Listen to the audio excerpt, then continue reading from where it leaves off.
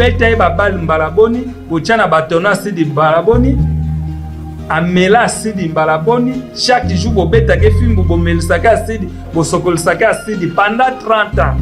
Année moko eza na 365 jours. Multiplié fois 30 ans, ezo sala combien de jours? Akufaka, asekwaka.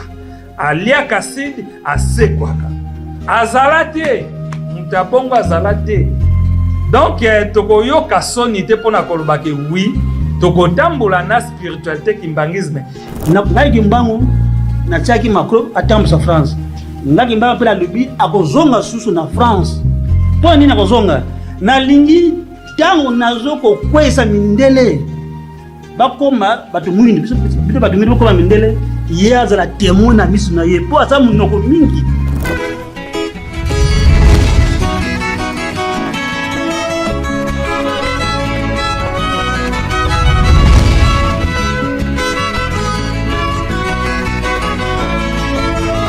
Voilà, les Cambo oyo tunasika kasi komi pembeni balambi ya Kongo kimbango partout les alingo tenezino esana mingi mikolo malelo ya kokuta na lisusu na bino mwana mboka Jansi Makesa ya kotalisa na bino mambi oyo eya koleka omokolo malelo na bandeko ya COSECAF oyo tolobi bongo société civile bango basangani omokolo malelo mpona presse oyo ezali koleka mabongo na siège oyo ya bango ya COSECAF oyo kotambusa mabongo na président Valère Mangitu Kamambweni nango tosengi na bino ete bokoka kolanda mambinini oyo kobima na kati pamba te tokoyebaka ete bango bakobundaka solo bakobundela solo la restitution ya royaume Congo kasi to kamakanisi nini oyo bazali nango mokolo malelo oyo balingi kolobela bana ya mboka bakongomani oyo nyonso tu bazalaka na likanisi wana oyo nyonso tu bazali na conscience africaine.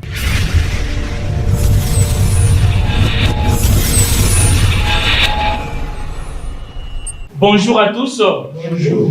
Alors, merci beaucoup d'avoir répondu à l'invitation de la COSECAF. Messieurs et dames, les chevaliers de la plume, distingués invités en vos titres et qualités du protocole. Observez, je suis ici devant vous pour vous présenter ce qui constitue l'ossature de cette conférence de presse. Alors, primo, ça sera l'entrée du président national de la COSECAF. Il sera accompagné avec le secrétaire général de la COSECAF et la coordonnatrice en charge des questions spirituelles. Après leur entrée, nous allons d'abord entonner l'hymne national de notre cher et beau pays, la RDC. Après cette étape, normalement, on devrait projeter le portrait du président national de la COSECAF. Hélas, la technique ne nous a pas permis de faire cela. Après cette étape, nous allons accorder la parole aux conférenciers pour nous exposer la matière en question. Messieurs et dames, distingués invités en vos titres et qualités du protocole observé, nous vous remercions pour votre attention soutenue. Alors, maintenant, l'heure est arrivée. Nous voulons accueillir les comités directeurs de la COSECAF. Sans plus tarder, avec tous les respects, avec beaucoup de considération, avec beaucoup d'estime, nous invitons les comités directeurs de la COSECAF d'entrer dans cette salle sous vos applaudissements et cris de joie.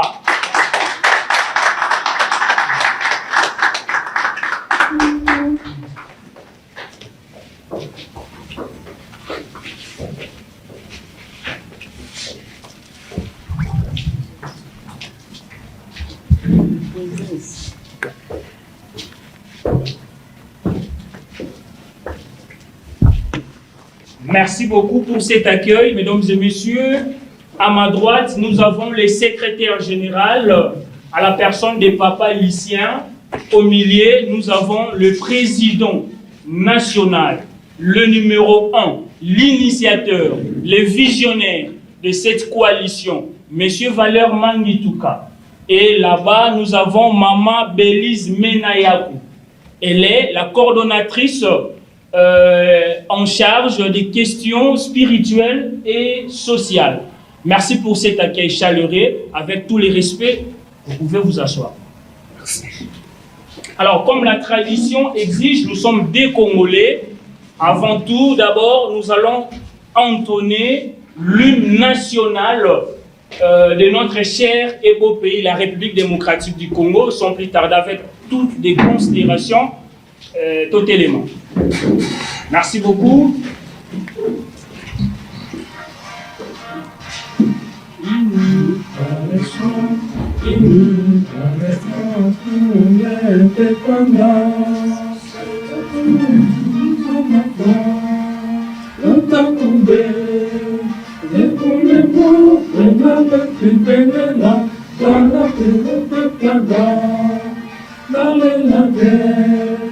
Nous bâtirons un pays plus beau qu'avant dans la paix.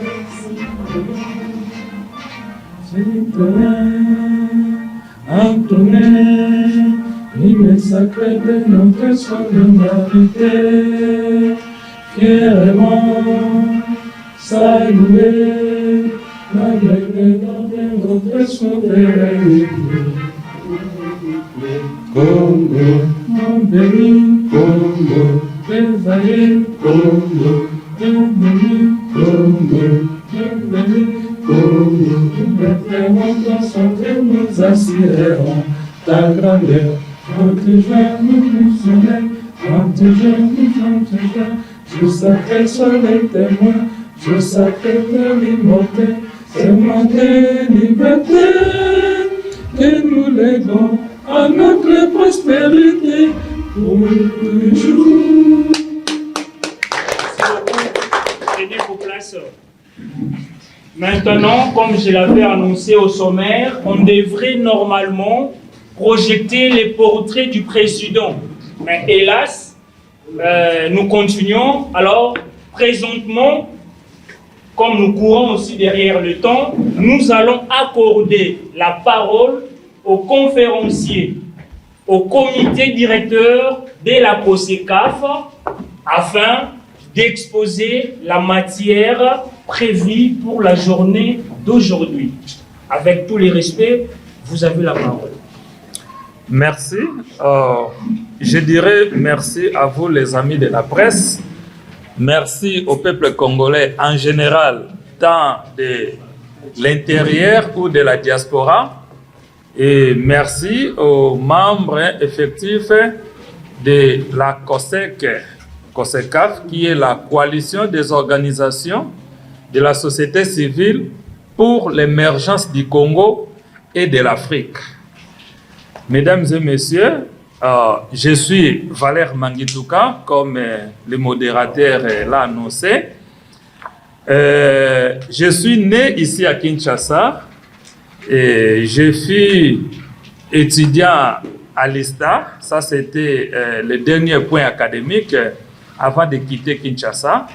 Et j'ai parcouru le monde et un jour, j'ai eu une vision à la personne de Papa Simon Kimbangu.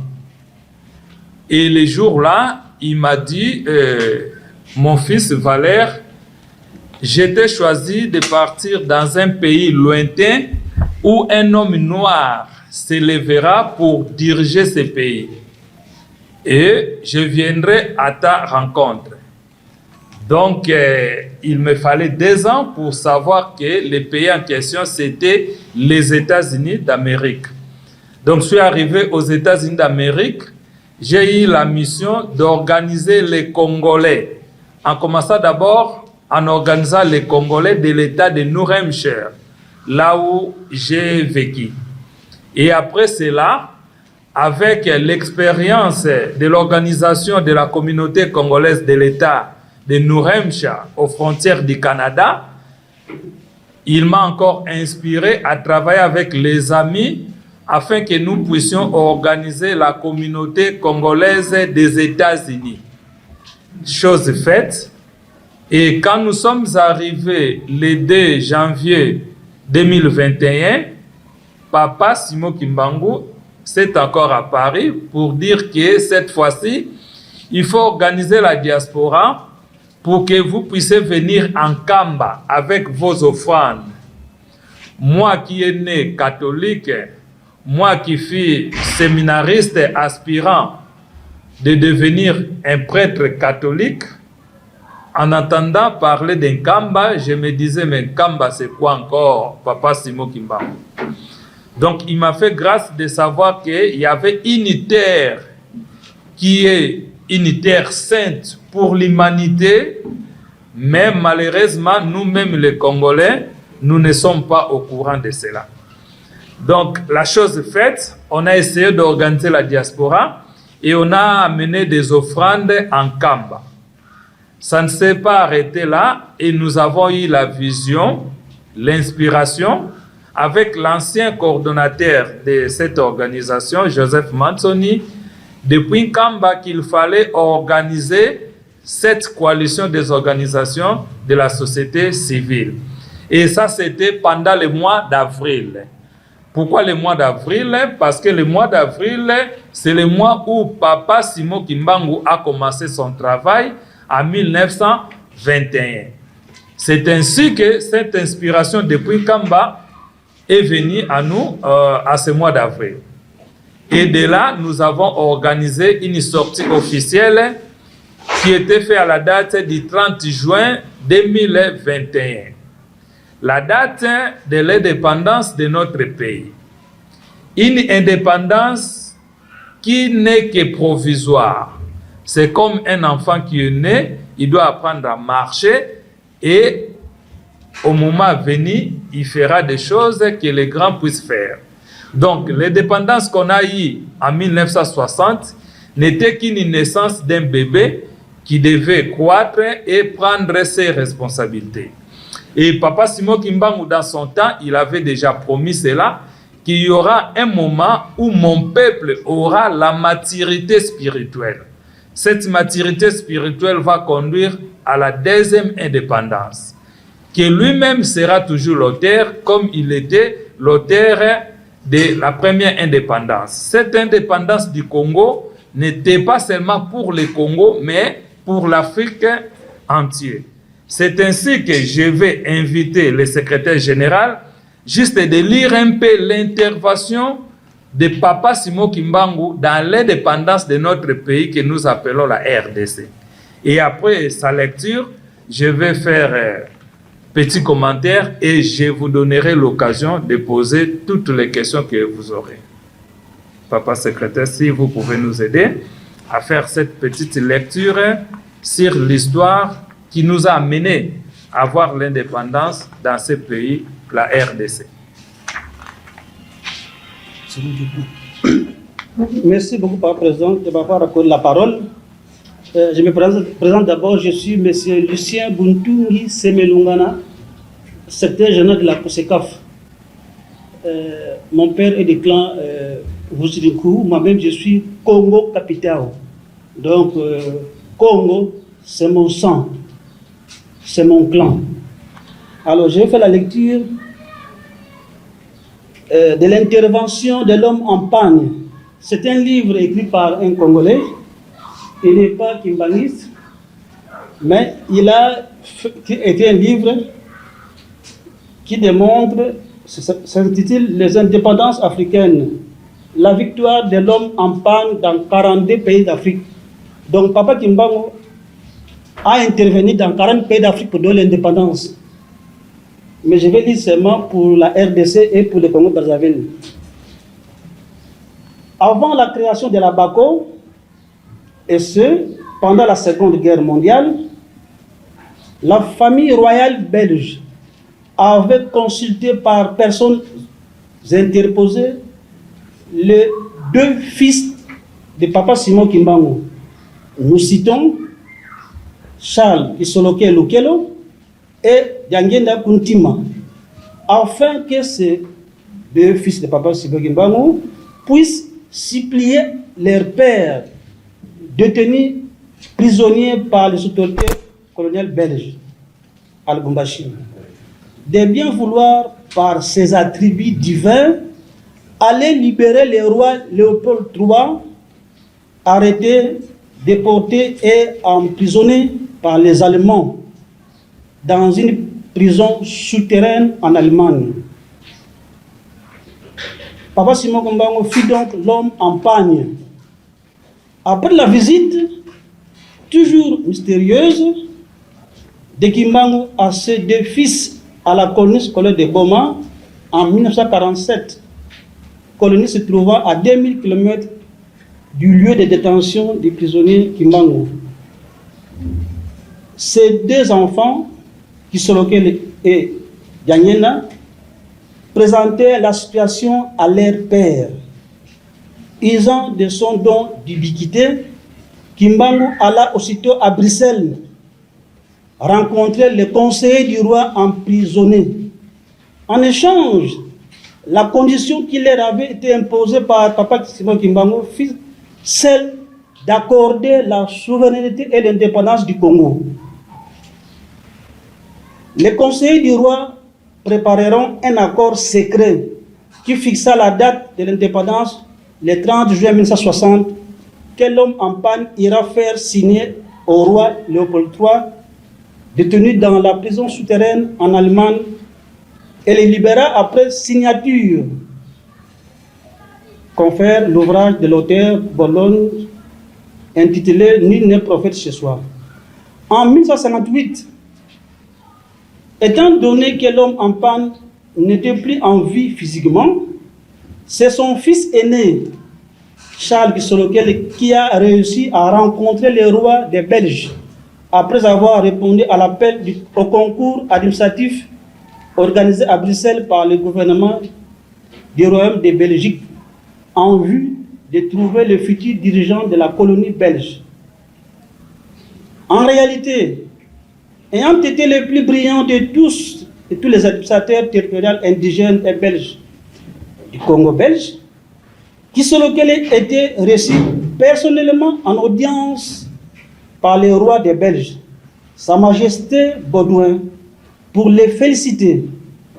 Profitant de l'occasion, le fils de Kimbangu rappela au roi des Belges l'accord sur l'indépendance du Congo que son père, le roi Léopold III, avait signé en présence de Papa Simon Kimbangu.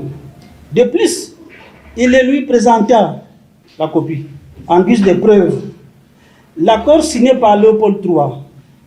Le roi Baudouin rassura qu'il connaissait cette histoire mystérieuse et secrète qui a abouti à l'accord sur l'indépendance du Congo et en détenait lui aussi un exemplaire que son père Léopold II lui avait laissé.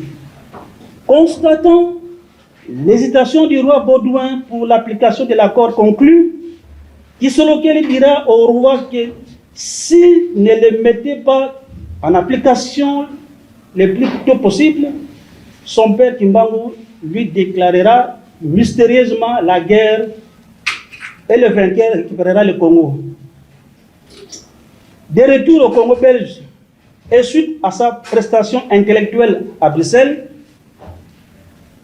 Kisolokel réunit à Tiela, le Congo central, parmi l'élite congolaise de l'époque, des personnes sérieuses pour les préparer à mettre la pression sur le gouvernement belge. Malgré les tensions qui existaient entre les différents nouveaux partis politiques congolais, comme toujours, Kisolokel s'est servi de sa notoriété pour apaiser ces tensions, d'autant plus que la classe politique congolaise naissante non seulement avait une grande confiance en Kisolokel comme premier administrateur territorial indigène du Congo belge, mais aussi savait pertinemment que le mouvement kimbanguiste initié par son père Kimbangu était pérennisé par sa mère, la nommée Mwilu Kiawanga Ntitani Marie, avait une longue expérience en tant que précurseur de la lutte contre la colonisation et pour l'indépendance. Ce mouvement, jadis Kintouadi, s'est transformé en église appelée Dibundu 6 mois avant l'indépendance du Congo. Kintouadi et Dibundu sont 2 étapes qui forment le kimbanguisme. Bon, ça c'est l'intervention de l'homme en panne pour En résumé, Congo-Kinshasa. Alors, on passe vite pour Congo-Brazzaville.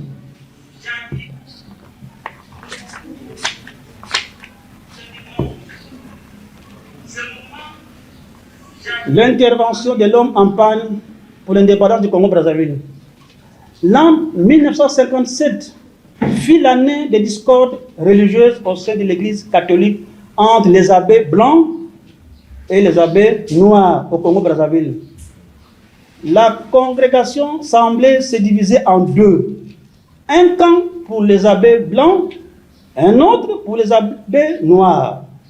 Les abbés blancs furent contredits à tout moment par les abbés noirs à cause de leurs mensonges au sujet de l'histoire de l'Église romaine, car les abbés noirs la connaissaient aussi, depuis les disciples de Jésus-Christ jusqu'à l'établissement du Vatican par Saint-Pierre. Il s'en est suivi des discussions entre eux. Parmi les abbés noirs, l'un d'eux était très éveillé et mettait en mal la congrégation organisée par les abbés blancs pour les éviter de mentir aux croyants sur tous les plans de la confession. Puisqu'après la confession des péchés, on assistait aux arrestations des croyants. En outre, il y avait le paiement du port des chapelets, vente interdite des Bibles, etc., etc. La congrégation blanche se préparait en conséquence pour éliminer physiquement les abbés noirs par le biais d'un empoisonnement. Procéder à l'invitation destinée uniquement aux abbés noirs de vouloir rehausser de leur présence en marge des festivités marquant la fête de Noël, le 25 décembre, en guise de réconciliation et dans le but de s'entendre et de garder l'unique doctrine romaine sous l'égide du Vatican, était une astuce intéressante.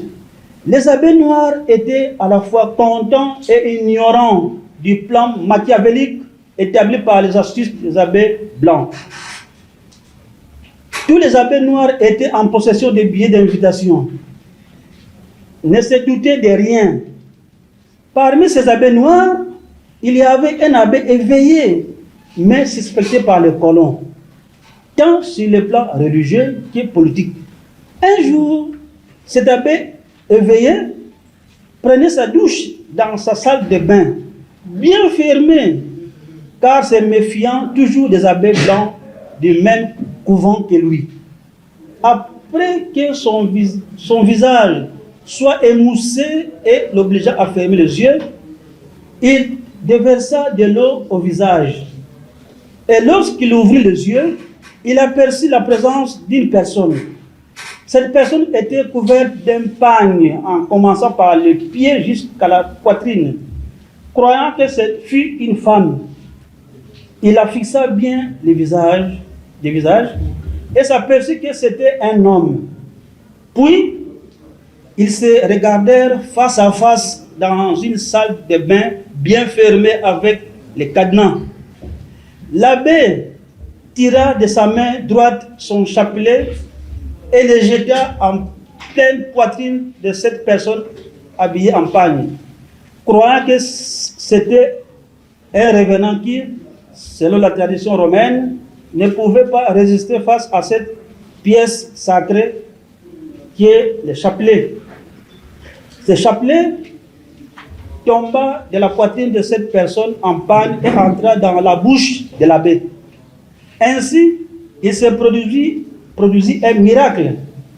La chaînette sacrée, donc le chapelet, se brûla aussitôt, pendant que la bouche de l'abbé resta intacte, ce qui dépassa l'entendement de l'abbé.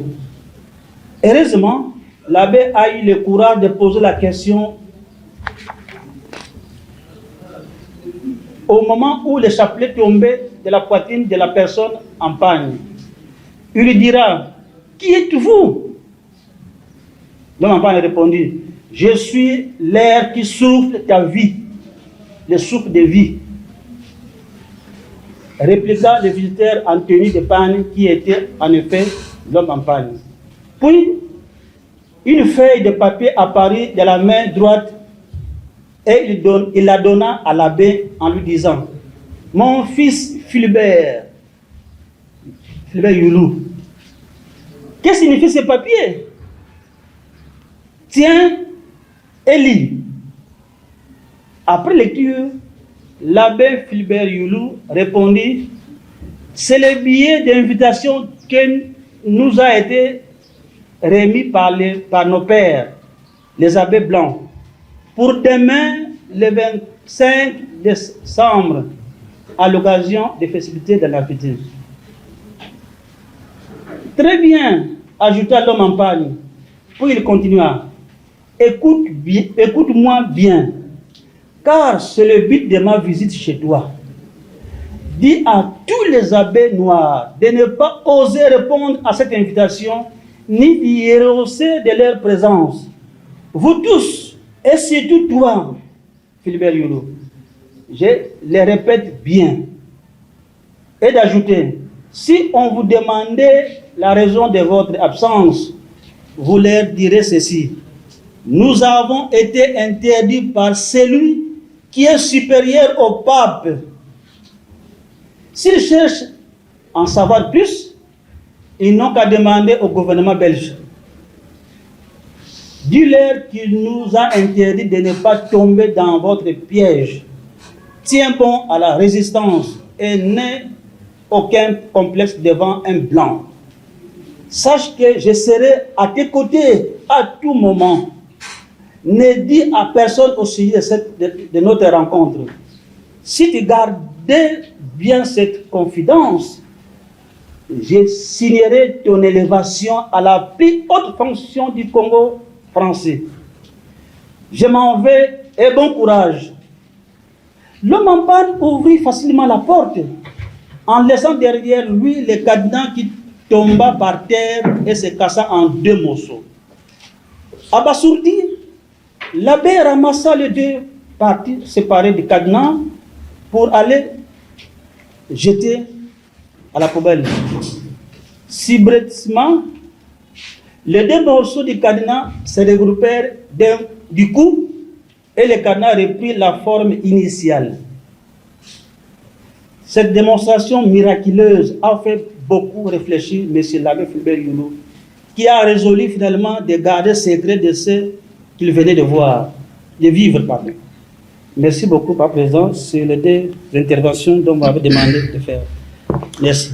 Merci beaucoup, monsieur le secrétaire général de la COSEC, pour votre lecture. Mesdames et messieurs, comme vous voyez là, c'est l'histoire de ce que nous sommes. Nous, Congolais d'abord en particulier, et Africains en général, encore peuple noir en général, et les peuples du monde entier.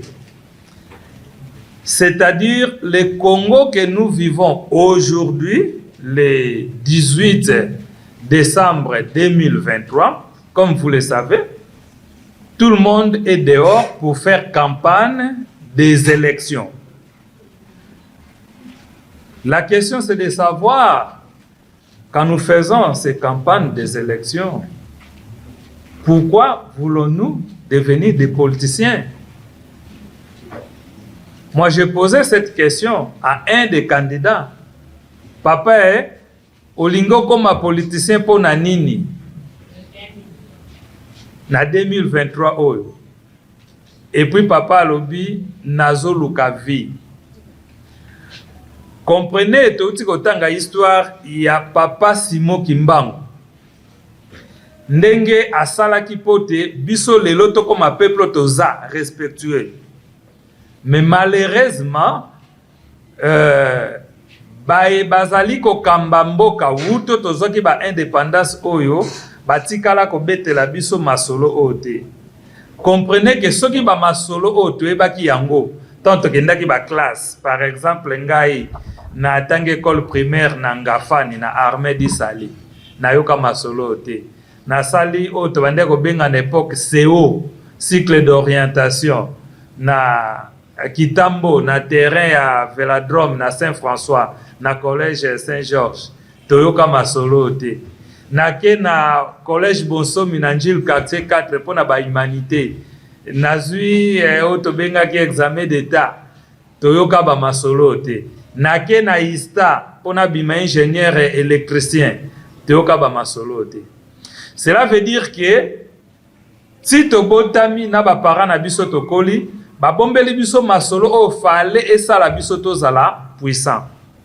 Mais quelque part il faut na bango te parce que kolo masolo papa Simon Kimbangu alobaka déjà que après indépendance oya ko pesa biso ba africain ba congolais en particulier ba politiciens o ba ko tambusa ba mboka ya Afrique kolanda mana ba indépendance wana ba kozala nanu ba wumbu ya ba mindele wana papa Simon Kimbangu salobaka yango et tomoni pe yango que depuis 1960 tozwaki papa na biso Kasavubu, tozwaki papa na biso Mobutu, tozwaki papa na biso Kabila le père, tozwaki papa na biso Kabila fils, lelo toa papa na biso Félix Tshisekedi. Ndenge baza bongo, mundele a imposaka bango basala oyo mindele balingi. Et promesse ezalaka nini soko sali o biso tolingi, tokobatela yo na kibokonzi na yo. Soko sali ti o biso tolingi, toko bundisa yo pe toko boma yo. Donc toza bana mikete mais photo betela bana na ndaku masolo oyo. Donc tango tozo kende ko voter ba politicien ya lelo ko banda 1960 to vota bango te po basalela biso. Esengeli to yeba yango parce que soki peuple a yebite akoyeba pe loka wasati. To vota ba politicien te po basalela biso. Mais bango bayaka nde po basalela ba mindele parce que bango nde batiaka bango nesika wana et papa ki elobi ete soki parti moko ya peuple bayokani balingi batelemisa bakonzi ya mboka to balingi batelemisa mboka na likambo bango bamoni ete eza motuya pona mboka ezwa direction mususu esengeli na bango baluka 100,000 signatures comme soki baluki 100,000 signatures comme pétition nde bakokotisa yango na gouvernement et ba institution eza claire toza na sénat na parlement esengeli peuple akoti yango kuna pe toza na présidence de la république esengeli peuple akoti yango kuna pona sénat na parlement baza na pouvoir ya ko voter en congrès likambo oyo peuple azali kosenga bango pe direction ya mboka échanger pona présidence de la république azana pouvoir ya ko bengisa o babengaka référendum parce que peuple en général aya ko voter na likambo oyo baninga mususu peuple bamoni ete ezanzela malamu esengeli mboka ezwa nde sika wana sikoyo biso société civile tokomi donc na minute oyo lelo le 18 décembre 2023 toza koloba peuple congolais esi aleki 100,000 signatures oyo constitution esengi biso. Donc, légalement, toza na droit ya kotelemisa gouvernement nyonso. Donc, na kati ya gouvernement toyebi ete toza na institution oyo eza législative, parlement, na sénat, toza na institution oyo eza exécutif, la présidence na gouvernement, et puis toza na institution oyo eza judiciaire. Alors, lokola toza na élection, toza na campagne, tokoki kotelemisa gouvernement te parce que ba o baza wana soit bakobima bamsu bakokota soit bango bakoya kozonga selon ndenge peuple akoponela. Donc oyo biso tokoki koloba sikoyo nous encourageons tous les peuples à kende ko voter et nous disons aussi félicitations na ba oyo baponi kozala ba candidat. Mais alors tozande kozela après l'élection pote tango bako publier mokonzi yasika to mokonzi o azali wana peuple apese confiance apese deuxième mandat. Donc dans tous les cas de biso société civile sikoyo toko présenter ba signature na biso o esali bongo pétition légale oyo peuple apese ndeti na wana toko continuer kobelela na même sens ya idée que peuple on a signé ce n'est pas encore trop tard akoki ko signer pétition pambate si tokokisi oyo constitution esengi. Donc ekomi impératif 2024 biso peuple na leadership ya société civile oyo mokonzi ya Congo ya milimo nyonso azali kotambusa Papa Kimbangu apesi biso na tina ete to solola na bakonzi oyo bakotambusa Congo à partir ya 2024 na tina ete biso na bango totala makambu oyo ebombami awa makambu oyo Papa Kimbangu aloba oyo ekosala eke biso to koma puissant plus que bamindele. Donc biso to fanda na mboka bamindele to yebi ke biso to koma puissant plus que l'Amérique, plus que la France, Chine, Russie, bamboka na nyos. Biso to koma plus puissant que bango. Cela veut dire que o bango ba nango lelo, il faut multiplier ça fois 3 o biso to kozala. Na komona te mutu nini akoboya grâce ya boye. Nazo mona te. À moins que azala oyo azali kosalela bokoko ya Zabolo Kadia Mpemba. Soko zo salela bokoko ya Zabolo Kadia Mpemba nde okoboya makambo nzambe lobi ete te makambo nzambe koleka te. Mais or ndenge touti kotanga awa Papa Simon Kimbangu tango abimeli abe Yulu na Congo Brazzaville aibisi eke naza oyo azali au-delà ya pape. Donc aza o aza au-dessus ya toute personne. Nga na yebi pape parce que na sali ba recherche sur les défis de leadership mondial. Na sali ba correspondance na pape François, na sali ba correspondance na ba président à l'époque le président français était François Hollande, na sali ba correspondance na ba reine Angleterre o ya ute kokufa kotika biso, na sali ba correspondance na batu nyonso o batambusaka mokili oyo. Et nyonso ane ezaki na programme ya Papa Simon Kimbangu. Pona yeba les difficultés au ba leader mondial bazanango et na comprendre que liboso to kende à part à Papa Simon Kimbangu, mutu moko azate. Et mutu akosa biso azate. En commençant na bateau nyonso na uti kotanga, mutu akokosa biso azate.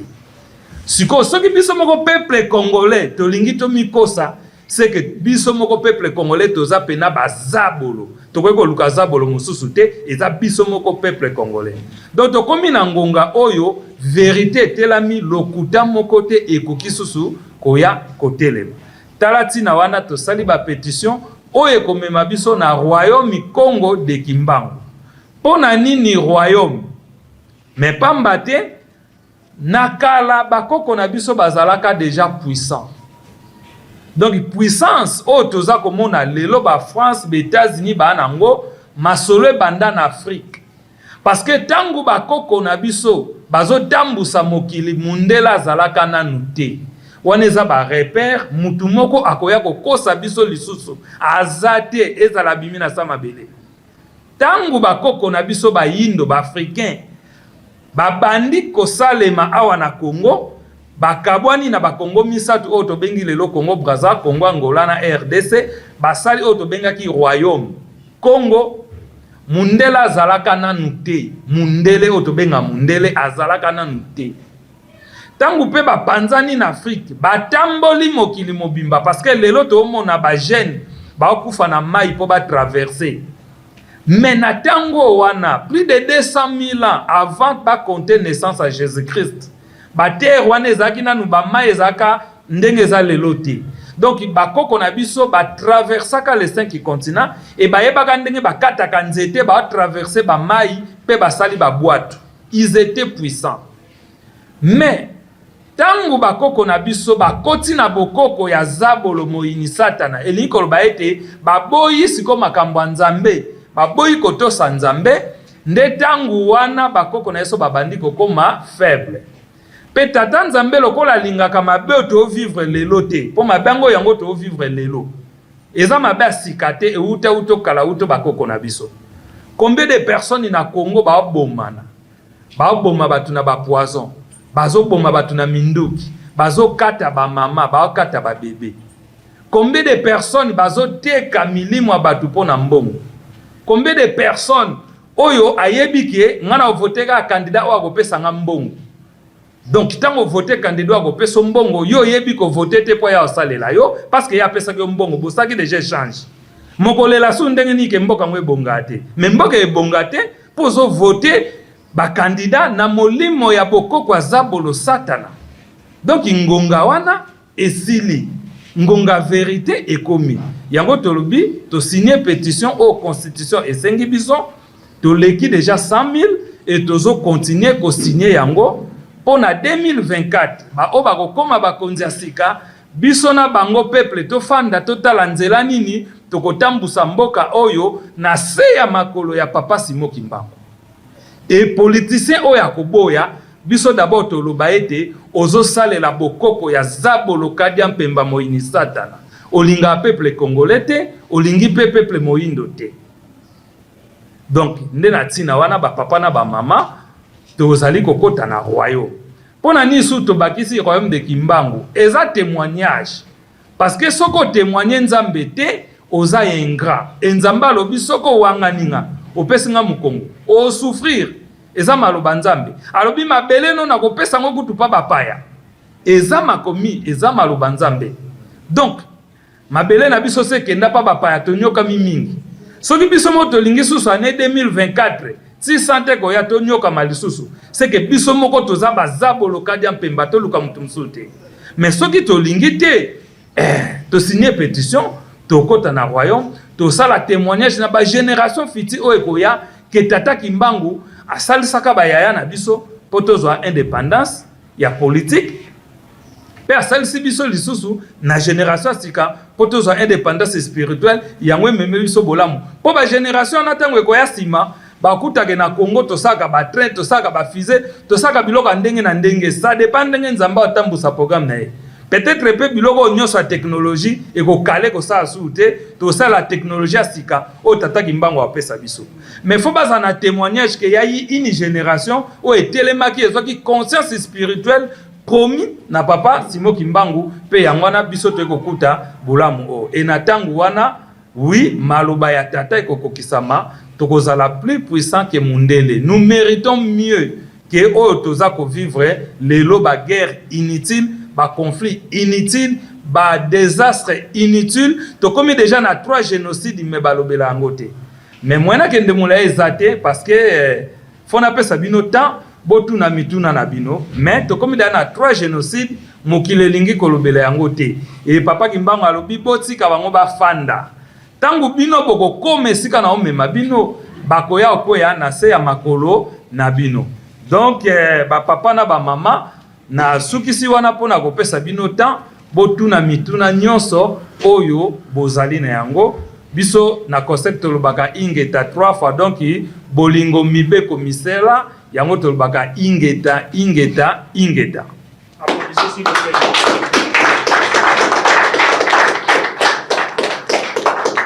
Merci beaucoup. Le président a été clair. Tout a été clair, mais j'aimerais placer un mot. Ici, nous sommes la COSECAF. C'est la société civile. Nous ne sommes pas une église. Nous sommes la société civile différente. La COSECAF, nous sommes la vraie société civile. Observez nos activités du terrain. Vous allez constater. La COSECAF récemment a anticipé des démarches avant même la promulgation de la date du 6 avril comme journée chômée et payée. Donc voilà, c'était juste une précision. Alors, présentement, nous passons au jeu des questions et réponses. La presse, vous avez la parole. Nous allons d'abord commencer, si possible, avec la dame de la RTNC. Si vous avez des questions pour plus d'éclairage, vous avez la parole. Merci. Merci pour la parole. Cher Président, vous avez brièvement et votre discours a été très clair. Merci déjà et félicitations. Mais notre préoccupation, la première est celle de savoir si votre société civile, qui est la mère, dont on parlait, l'orateur du jour, quel est votre objectif principal que vous poursuivez? C'est ma première question. Merci beaucoup. Nous étant la société civile, nous avons 3 grands programmes qui fondent notre vision. Le programme est à la fois politique, scientifique et spirituel. C'est ce que nous appelons les codes 3. Comme je disais, l'amour, la justice et le travail. Le code 3, c'est ce que nous utilisons en toutes choses. Mais parfois, tozalaka un peu ignorant na yango. Donc, biso moko atake bato, toza na nzoto, toza na mayele, pe toza na molimo. Pona ozala moto, tosangana nde tosangani boelelo, il faut biloko wana misato ezala ini connecté et sala.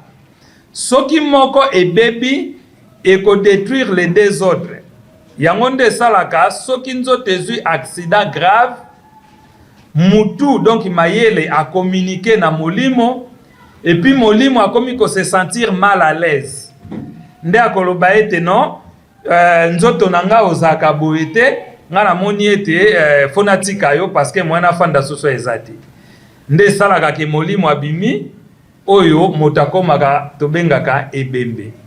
Donc, tokoki kozala na vision te o eza fondé sur 3 éléments. Sinon tokosalela ndambo. Donc na kati ya vision na biso eza komema société ya sika. Nde tina na toza société civile. Société ya sika oyo ekozwa ba valeur ya sika pote tozala bato ya sika, pote tozwa mboka ya sika, pote tozwa mokili ya sika. Donc sur ça, nous travaillons sur des programmes à caractère scientifique, local à agriculture, bas projet à construction, bas projet à éducation, bas projet à créer auto bengi banki kimbangu, donc banki we ko lesa mokili. Po mbongo we ko zala nelonga papa kimbangu, eza mbongo we ko fandela na ba dollar, na ba euro, na ba livre sterling. Donc mbongo ya solo ya mwana. Donc ça sont des projets scientifiques, il y a société, mais il faut te préparer société pour toi arriver voilà. Les projets politiques, eza otolobi la royaume. Royaume, ezali eloko oyo ekotambusa mboka na lolenge ete tokozana kimia. Ndenge na ute koloba. Lelo to a kimia te parce que nos politiciens opèrent. Il y a ba puissance, oto bengi ba impérialiste.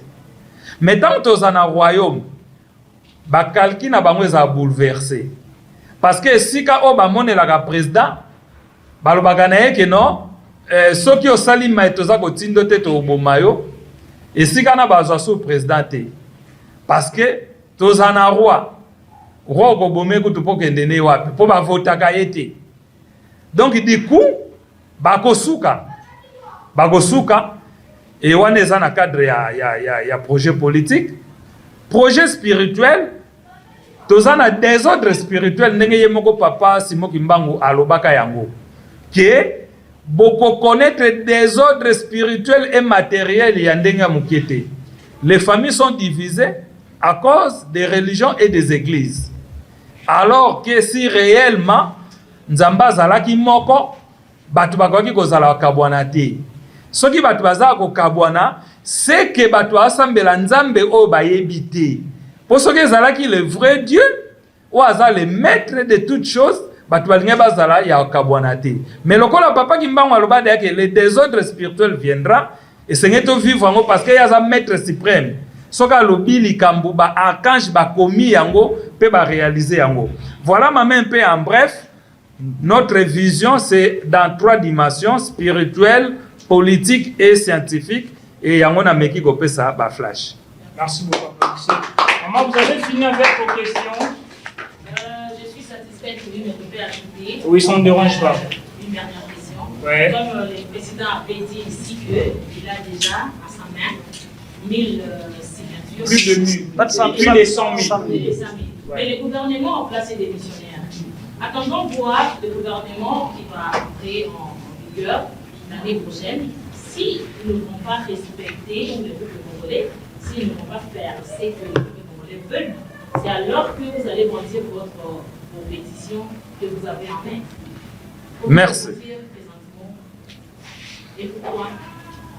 Merci. Merci beaucoup pour cette précision. Comme je l'ai dit, Nous travaillons jusqu'à 2024. Cela veut dire au-delà des élections. Donc, notre interlocuteur, ce n'est pas le gouvernement actuel, mais c'est le gouvernement qui viendra après les élections. Et si c'est le même gouvernement ici, actuel, qui aura la chance et la confiance du peuple congolais pour qu'il passe, donc c'est lui qui sera notre interlocuteur. Si c'est un autre gouvernement qui viendra, c'est celui-là aussi qui sera notre interlocuteur. Et nous sommes au-delà de 100 000 signatures en ce moment ici, comme la Constitution le demande. Merci beaucoup. Inactu Télévision, vous avez la parole. Merci pour la parole. J'ai encore le Maman, haussez un peu la voix. J'ose la voix. Oui. Ma première question est la suivante. Vous avez parlé de la maturité spirituelle. Comment est-ce que les Congolais peuvent acquérir cette maturité spirituelle? La deuxième question est celle-ci par rapport à la pétition, aux signatures que vous venez de dire, 100 000 signatures que vous avez déjà acquéries.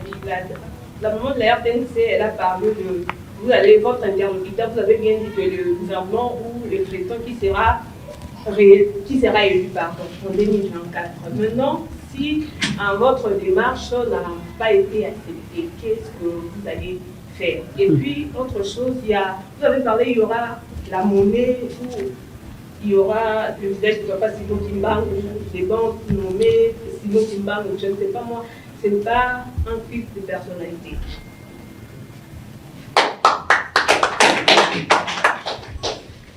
Félicitations pour la question. Et Président, vous avez la parole pour répondre à toutes ces questions. Merci beaucoup. Pour la première question, comment acquérir la maturité spirituelle, ouais. Comme je l'ai dit au début, maman, moi je suis né, grandi catholique. J'étais à Saint-Jean-Marie-Vianney. J'ai commencé là-bas comme aspirant et comme séminariste externe. Je disais quoi dans ma présentation? La maturité spirituelle, comme le Christ, pour ceux qui lisent la Bible. La Bible dit, le Christ est venu pour nous donner le salut. Or, le salut n'est rien d'autre chose que de connaître toi, le seul vrai Dieu. Donc, d'abord, poko ta lola, ndenge to yembaka na l'église, poko ta lola, il faut yeba le vrai Dieu. Parce que lola, eza lupango ya le vrai Dieu.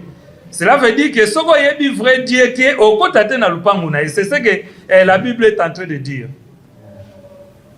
Alors, la maturité spirituelle, c'est de cela aussi. C'est de connaître toi, le seul vrai Dieu. Na bandaki koloba boye lobi na bandeko bayambaki biso na aéroport na lobi boye Papa Diangenda, le fils de Papa Simon Kimbangu, qui est lui-même Papa Simon Kimbangu, mais c'est trop profond de rentrer là-bas, nous disait que la démocratie qu'on vous apporte par les Blancs, c'est encore quoi? Cadeau empoisonné. Pourquoi il disait cela?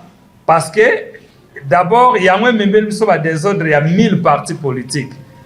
Est-ce que preuve est zawanate? Puisque biso touti poto na uti États-Unis, na fanda na États-Unis, na tangi kuna, nazo linga vraiment kokota ba profondeur te. Mais j'ai eu la chance, ya kozala na ba mi sénateur, gouverneur, tout. Ndenge na lobi na sali ba recherche, donc j'ai côtoyé tout le monde.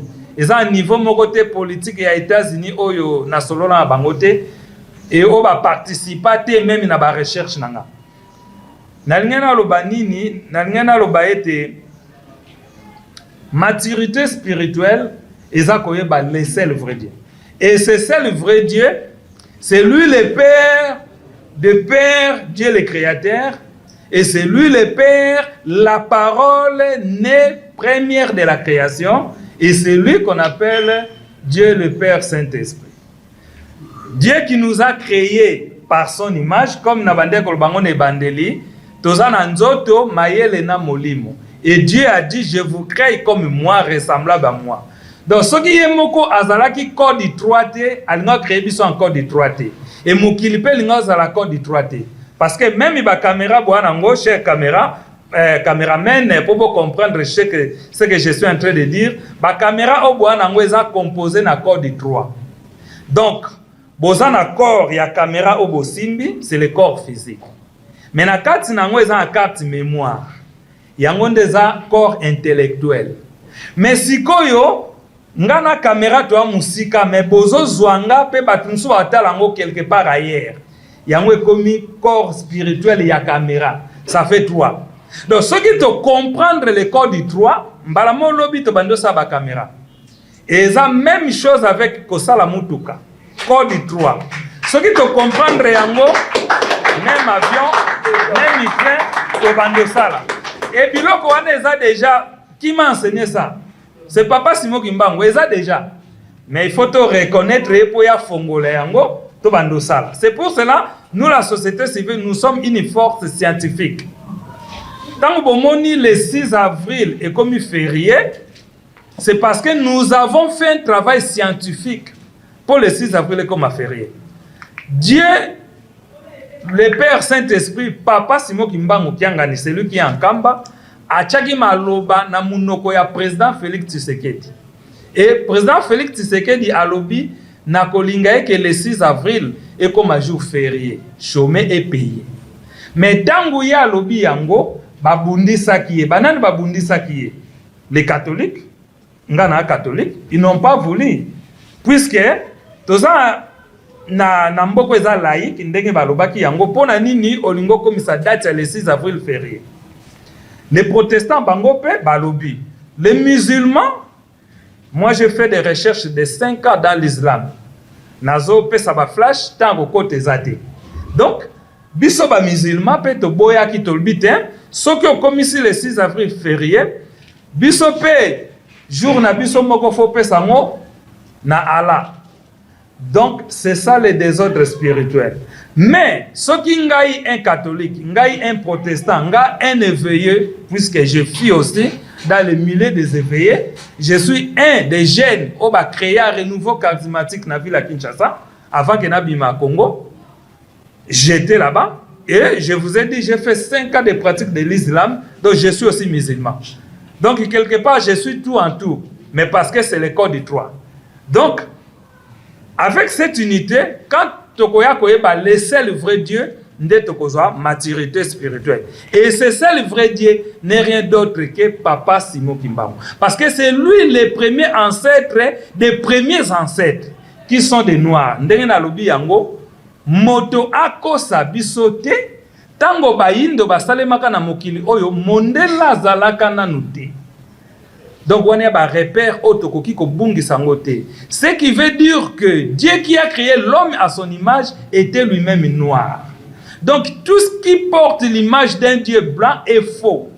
Tout celui qui prie Jésus-Christ en image qu'il est un blanc, c'est faux. Et ça va un repère clair. Et mundela koko sabisote parce que ayebi ke tant makambo bandaka bamba zakate.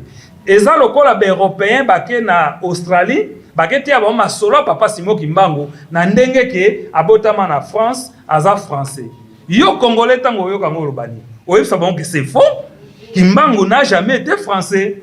C'est pour cela aujourd'hui dans l'ère et maturité spirituelle de l'homme noir, nous leur dirons clairement c'est faux. C'est Christ n'a jamais été blanc. Donc le vrai Dieu que le monde doit connaître pour mériter le salut est noir. Et il est bel et bien Papa Simon Kimbangu. Si notre démarche n'aboutit pas, qu'est-ce que nous allons faire? C'est cette même question qui était posée quand nous sommes partis devant le Sénat et le Parlement de la RDC pendant 3 jours.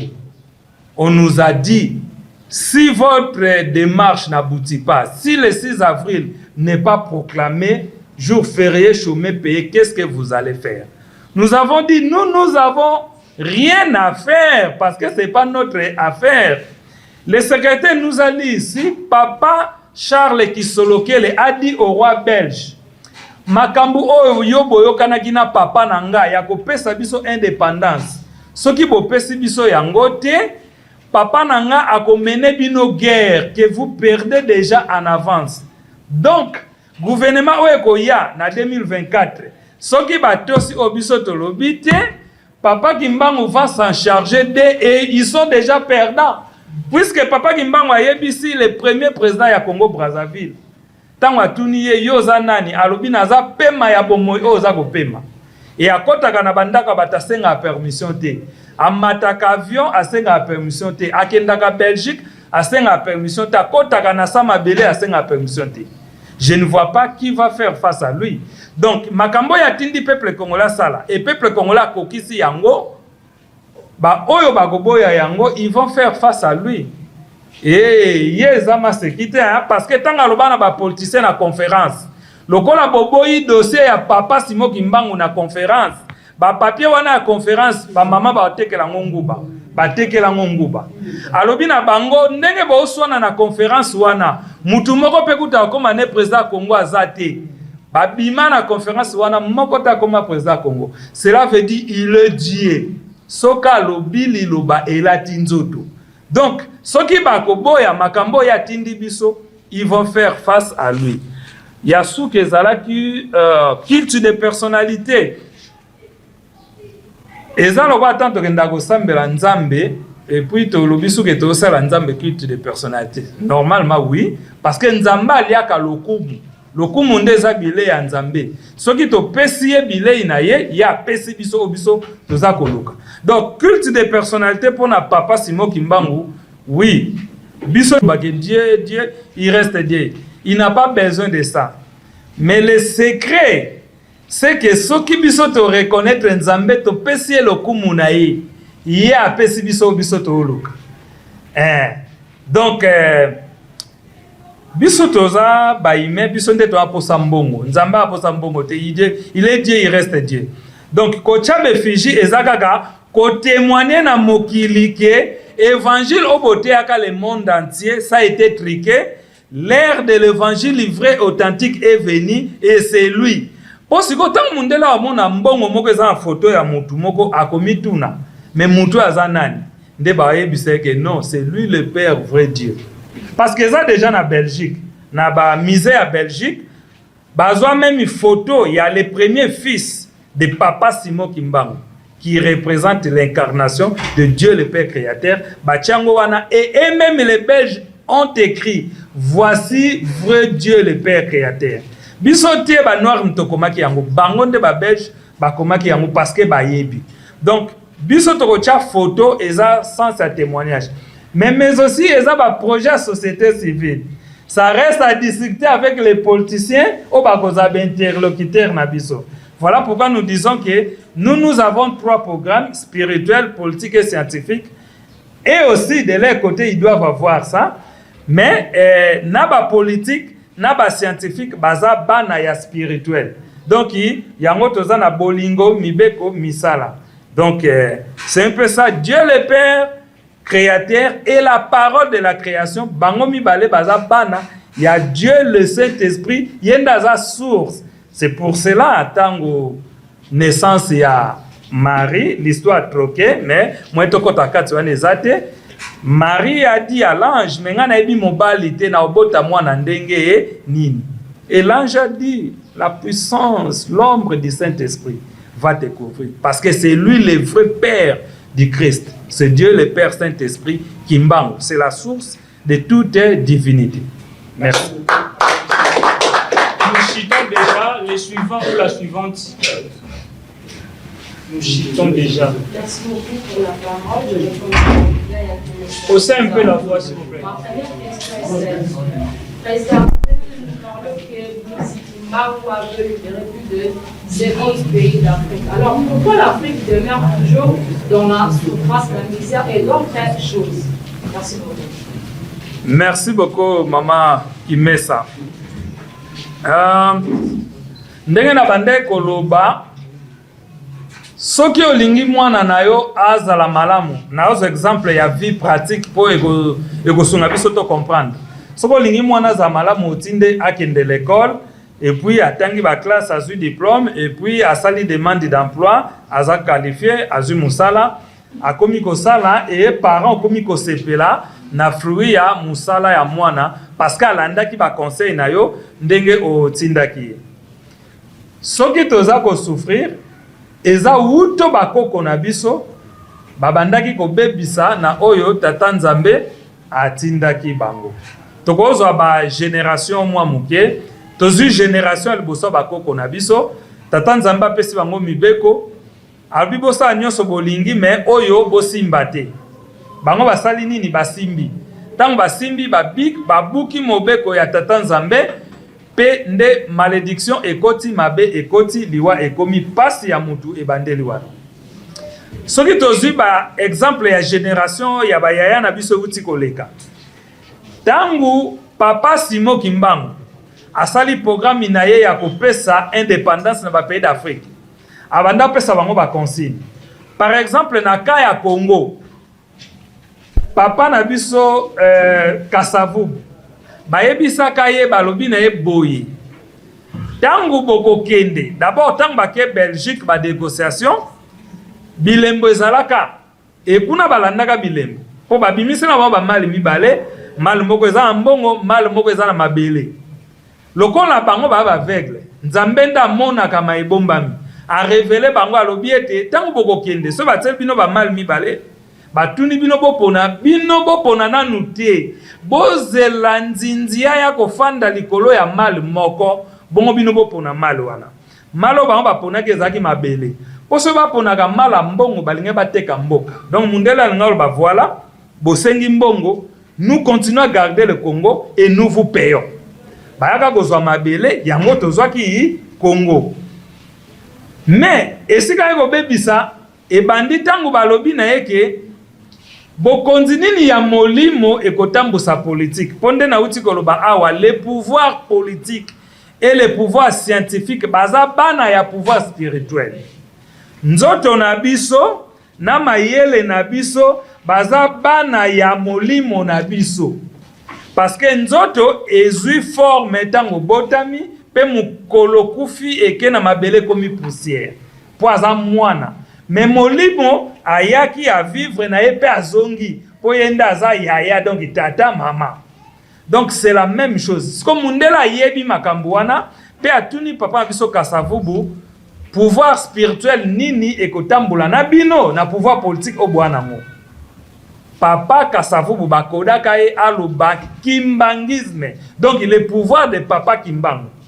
ye asali erreur à se sentir complexé et alobi te wana totango sima en attendant totikala na bino azongisi biso na boumbu yakanisaki yango eza maseki mais ça code spirituel parce que spiritualité ndaza moboti ya pouvoir politique na pouvoir scientifique donc azongiseli moboti ya zabolo bokonzi na ye pe to continuer yango wana poto bima na citation to nango il faut to reconnaître tata Kimbangu comme étant notre Dieu ce qui te reconnaître ye cela veut dire que pouvoir politique na biso na pouvoir scientifique na biso ba reconnaître maman na bango molimo vrai oeza bokonzi ya tata Kimbangu Matondo.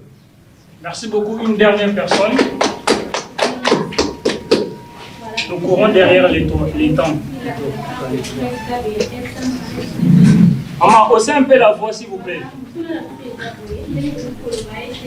Congo ya kala après l'élection de Congo ya na kati programme ya Congo ya sikatobe est-ce que vous mondate pour le disque qui comme église d'État on a pas notre deuxième question la fête du 25 mai Noël ya est-ce que les fêtes pour le Jésus-Christ ou bien les fêtes pour la fête de Noël il y a Jésus c'est vraiment différent.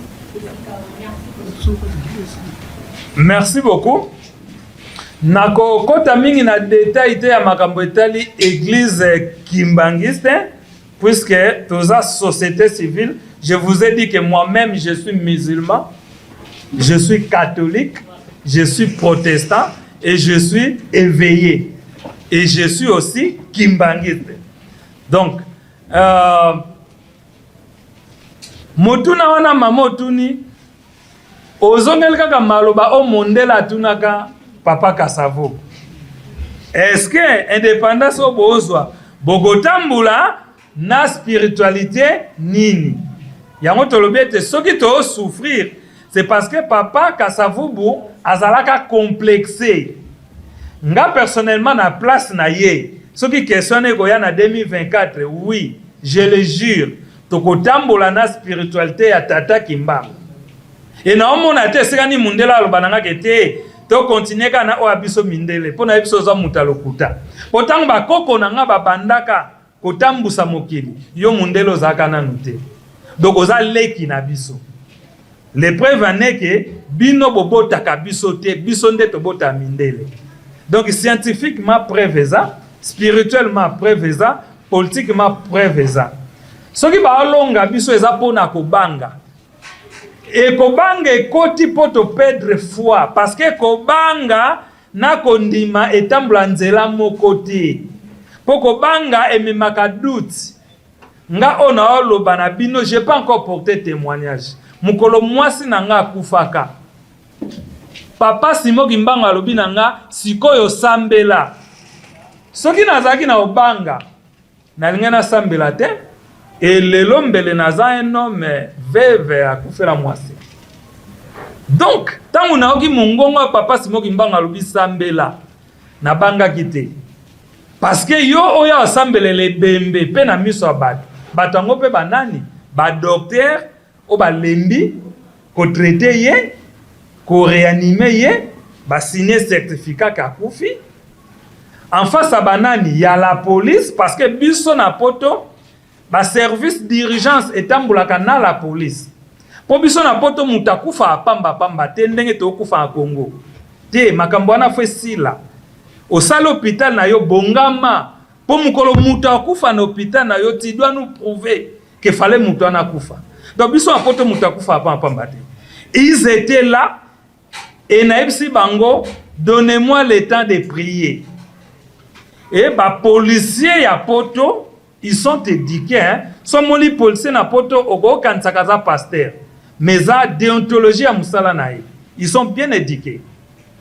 Alors bien oui, c'est ton droit, prie. Parce que même les soldats basala ango. Bagolo bana sambela ya suka poto obeto masasi. Balobi na sambela. Na landi maloba ya tata Kimbangu na bangite na sambeli. Petango na lobi amen. Nde mwasi nanga apemi susu pe mabomolo. Après que ça kufa. Donc c'est pour dire que tokobanga te pona koloba ke oui, kimbangisme eza spiritualité ya koko na biso Kimbangu, nzambe ya solo bino mokutu mindele boyebi eza kutu likambo tembe te. Botiaka tembe bomonaka yango, bobeta e babali mbalaboni, botiana batona sidi mbalaboni. Amela asidi mbalaboni, chaque jour bobeta ke fimbu bomelisaka asidi, bosokolisaka asidi pendant 30 ans. Année moko eza na 365 jours. Multiplié fois 30 ans. Ezo sala combien de jours? Akufaka, asekwaka. Aliaka asidi, asekwaka. Azalate, mutabongo azalate. Donc, tokoyo kasoni te pona kolobake oui. Tokotambola na spiritualité kimbangisme. Elingi kolobate ke tokendo buka l'église catholique te. Eza makamba molimo. Posoki nzambe moko alinga salango, biso tolala ga tolamuki, l'église nous epeli moto. Mukolo Notre-Dame ya France epele moto. Bino boyebaki. Boyeba ete hein, mais biso toyebaki. Tant boyo ka bamboka mindele zo zinda boyeba te hein, mais biso toyeba. Tant bon mona lelo ba pays d'Afrique était la France avec Emmanuel Macron. Bino boyeba ete que Emmanuel Macron zonga président mais biso te baki. Nyo sona tata Kimbangu zo akoluba. Le papa secrétaire là il peut témoigner. Et ça là est somme. Papa secrétaire, peut ça témoignage pour ngonga vérité. C'était comment? Emmanuel Macron zonga président de France. Merci beaucoup papa président Pesana Maloba. Avant l'élection en France, c'est en France. Africain mingi to lien sur ma compte parce que un jeune disons na bambula za mwana moke azoko loba na président africain et ça la biso passe de motembe comme na président bazo ndima zo babanga liwa apa liwa babanga so nini ba kota kana spiritualité na bango ya bindele oyo ka franc-maçonnerie rose quoi so ko dikuna mais c'est mon kingo soki tango na boutique koki ba yebsala basala soko boyi kaka ukufi yango ba mona sana makanse malamba bokuza mboka me moyede pa metede sima kingo moye po zonga sima exact siko biso faut libérer bango pour les cambo ya France avant il se pas président tingai bino ndene kuna bien ba Afrika balingi la Marine Le Pen ainsi de suite après ça yipsingai papa ngimbango yipsingai ngai ngimbango na tiaki Macron atambo sa France ngaki mbanga pela lubi akozonga susu na France po nini akozonga na lingi tango nazoko kwesa mindele bakoma batu mwindi bito batu mwindi bakoma mindele yaza la témoin na misu na ye po aza munoko mingi pona subisa ye ayoka soni atia kusakana na bana ngai ba africain yaza la témoin oculaire yango na kozongisa ye amona ki mona mesu. Voilà témoignage par rapport à ça. Ensuite, on a fait un commentaire pour la. Au monde, maman m'a commenté le baboye. Ils allaient passer. Faute n'a plus sauté de l'avoir. Nous avons jeune seigneur. Nous avons à peu près 60 quelques.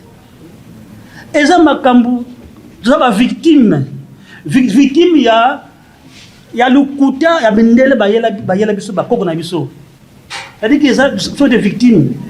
Bakosa biso makambo ya lokute belé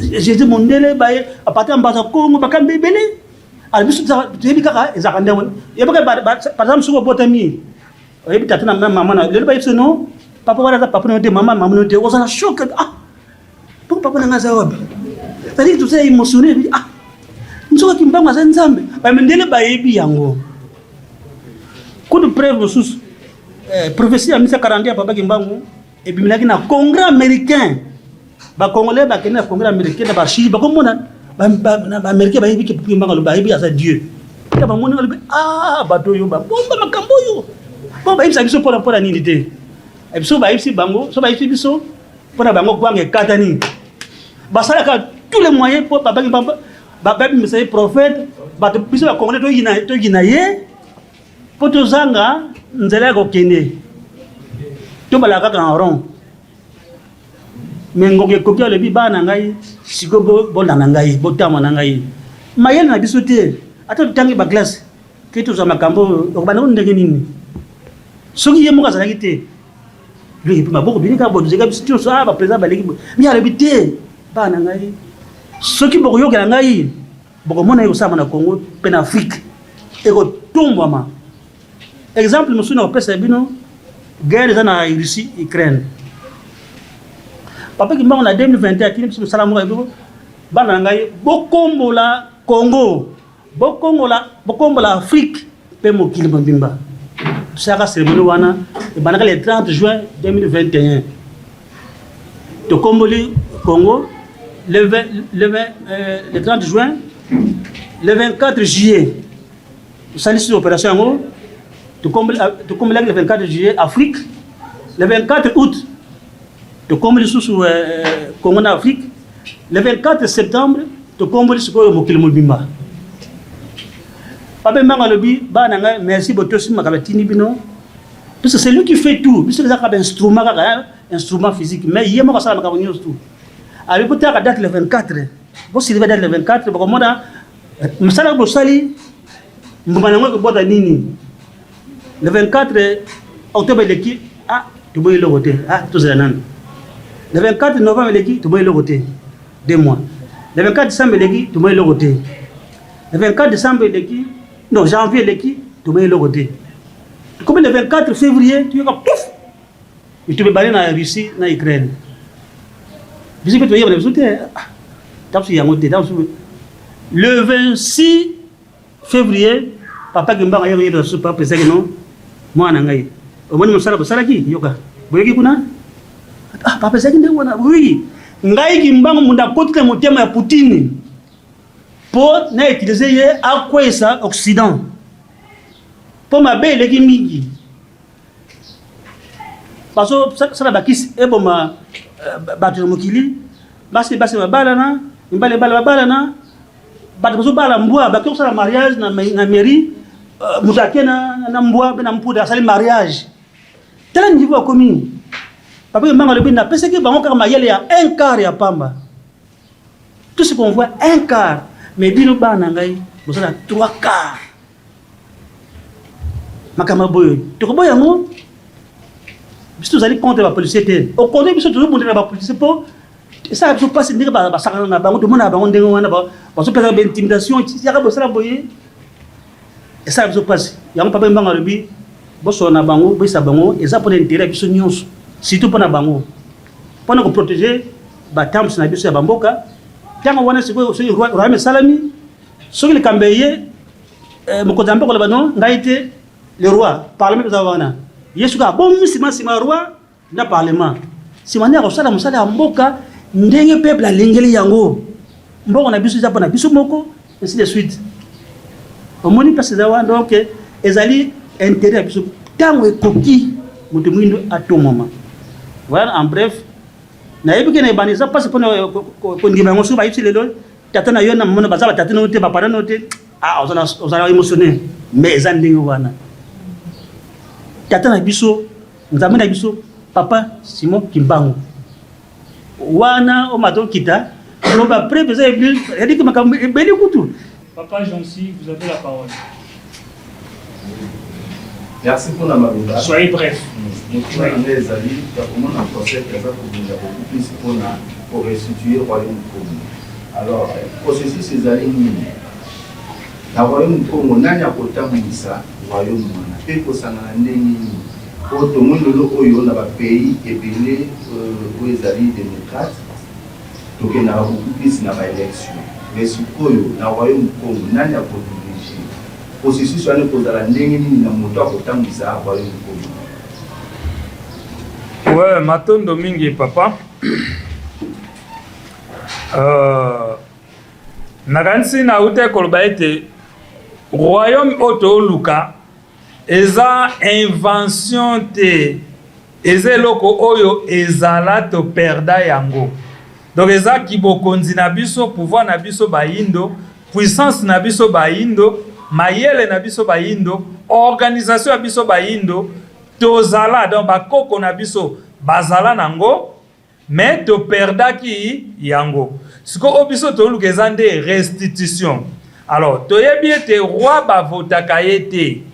Roi aza oyo aza ko mérité. Sikoyo toyebi aussi eke biso Congo nde tozali ebandeli ya humanité. Donc esika o humanité botami na espace oyo. Bien que ba changer ngo ba kombo tout consort na ndenge lelo ba benga biso République démocratique du Congo. Alors restitution ya royaume elikol ba kozonga na ebandeli esika tozalaka. Soki lelo ba politicien parce que wana eza mingi mobulu oyo ba politicien bazaka nango. Soki ndeti ba politicien ba bandi ko bundela. Ba biono ngam na lingina ko marwa bo votenga ngam na lingina ko marwa. C'est facile ya ko sala d'abord marche arrière. Est-ce que tango royaume mango ezalaka ba votaka ba roi? Est-ce que yo politicien o lingi ba voter yo roi? Yo nde ba votaka roi na tango wana ote. Donc, le royaume, il reste quelque chose à la fois spirituel et nguya wana nde ekomi sala yango moko roi. Mais les politiciens seront organisés autrement. Par exemple, on n'aura plus besoin de 1000 partis politiques. Wana eza kozala bana mike. Et lingi koloba ete bato wana bayokanaka te. Et soki peuple ayokanaka te, c'est parce que moyini moko aza mopanzi a manipulaka bango. Donc, ba politicien ba yokanaka te wana bako yekola ndenge ya koyokana et tokotika na code 3. Cela veut dire après près 3 partis politiques pour to bimana désordre. Donc bako voter ba député ndenge yango ekozala pour eza makambo otoko bongisa.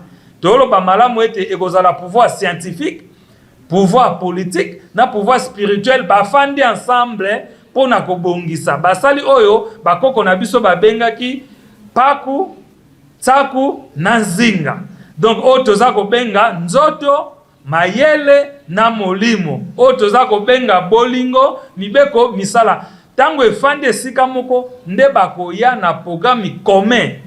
Programme wana nde c'est les 3/4 oyo nzamba bombela biso po biso tokoma o esengeli tozala.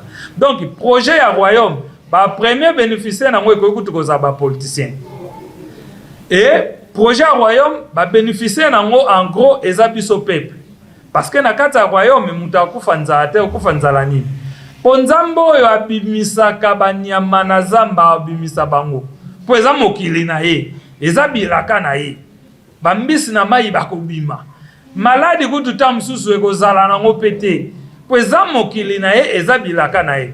Biso toto sakaka potozwa bolamu. Donc voilà un peu papa, ndenge makambo yango ezali. Nous ne décidons pas de tout parce que tozaka ko représenter parti scientifique, mais parti spirituel efandi na nkamba, pe parti politique nde efandi na institution auto bengaka la présidence, gouvernement, sénat et parlement, bangonde baza parti politique. Donc tangu tokokuta na biso misatu wana biso scientifique na ba politique toza bana ya molimo. D'abord faut to reconnaître yango. Tangu to reconnaître yango nesko to kena se makolo ya tata molimo. Nde na tangu wana apamboli pe apesi biso oya bombela biso pe tokomi baye tokokamusa mokili pe bana na biso ndenge bango baloba na tour na bombe barata yango peut-être bana na biso kutu moko akoza ata en 5 mituka donc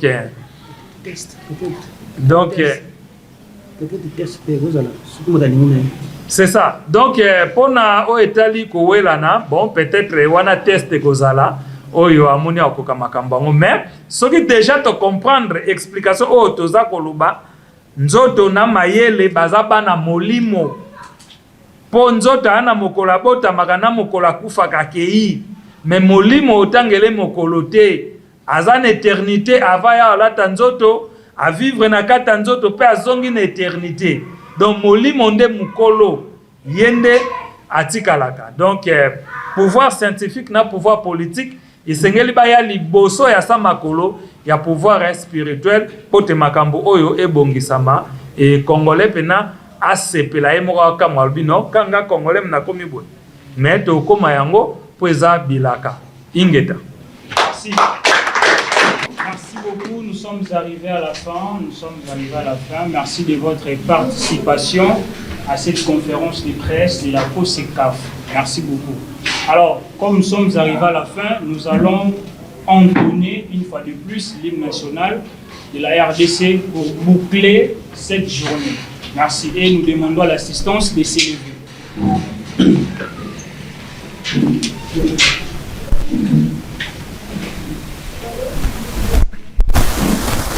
Dépendance, lance mon enfant, on t'a trouvé, et tout le monde, maintenant le plus est là, dans la maison esclavante, allez la mer, nous bâtirons un pays plus beau qu'avant, dans la paix citoyenne. Entonner l'hymne sacré de notre solidarité, fièrement saluer en même nom de notre souveraineté. Congo, nom béni, Congo, des aïeux, Congo, au pays, Congo, bien-aimé, Congo. Nous pleurons ton sauveur, nous assurerons ta grandeur.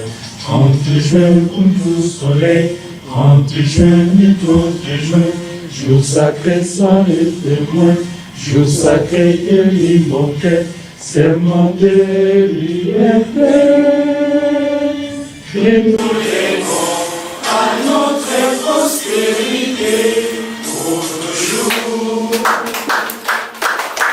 Merci beaucoup et à très bientôt. Voilà, merci beaucoup makanisa malamu yango ekuti kobima na point de presse na conférence de presse oyo boyoki mituna aussi ya bandeko ba journaliste oyo babengisa maki omokolo mwalelo pona koyoka makamunini oyo COSEC abongisi pona kotalisa na baimboka yango ete mwana mboka nyonso tu oyo andimi likambo oyo andimi likanisi oyo ya malamu pamba te badesoni ebele baleka pe pratikala kosepela te badesoni ka bango nde bakos mais kasi projet pe programme ya Tata Nzambe ezalaki ete moto nyonso tu l'égalité la l'homme eko akozala kati na mokili oyo a hérité mabele ope a hérité nature o Nzambe apesi na biso bato mais kasi tomoni ete ba minorité bakomi konyokwama lelo Nzambe esengeli ete akoka ko récupérer biso na bino na yango bandeko ya COSEC balobi ete nzela mosusu ya lite nzela be ya pétition Olandi président Valère Mangituka oyo azalaki orateur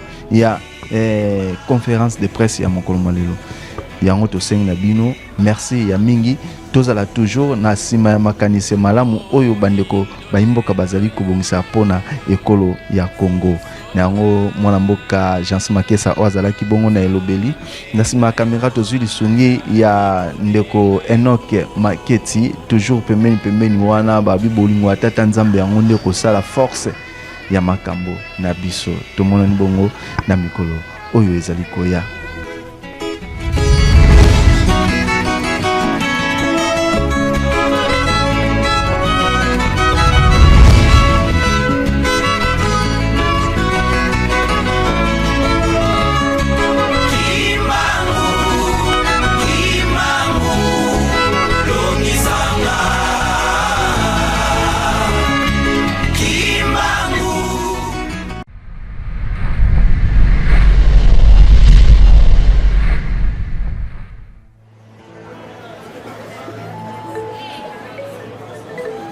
Sikia Kimbangu ameunguruma sawa simba amesirika.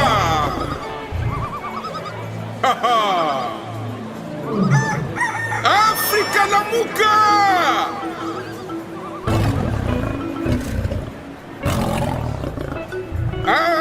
Afrika ya leo ni kitu ingine. Afrika ya leo ni kivumbi na jasho.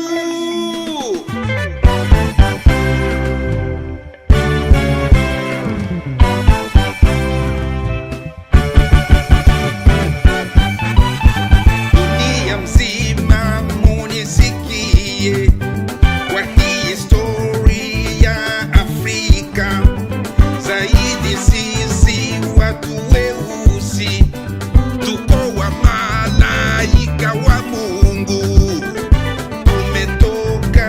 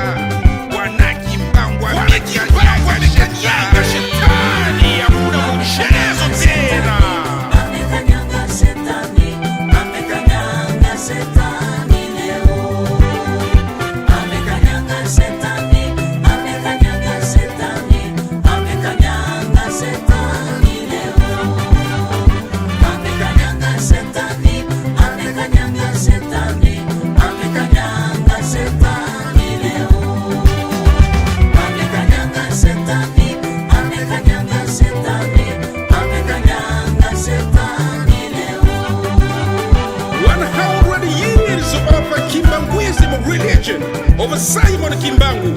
What are we gonna do, we Africans? Tutafanya je?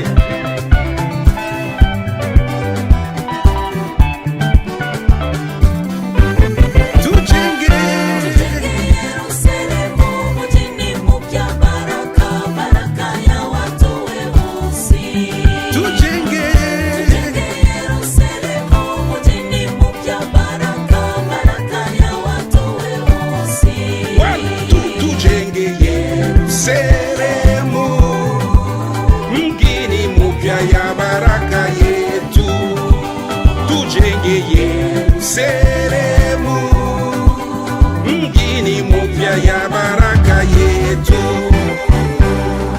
Yo, yo, yo, Masua Kimbangu.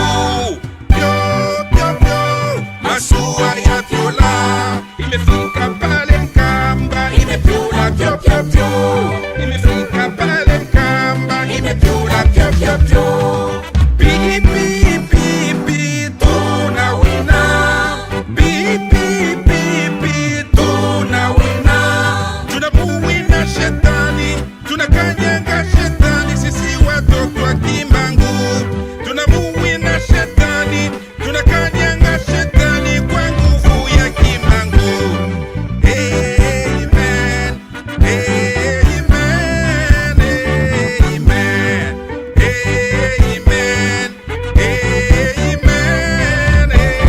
Tujenge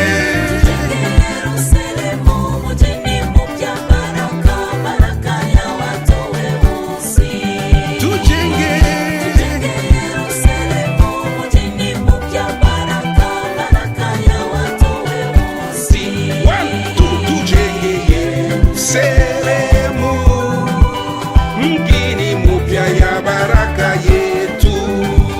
Tujenge Yerusalemu mgini mupya ya baraka yetu.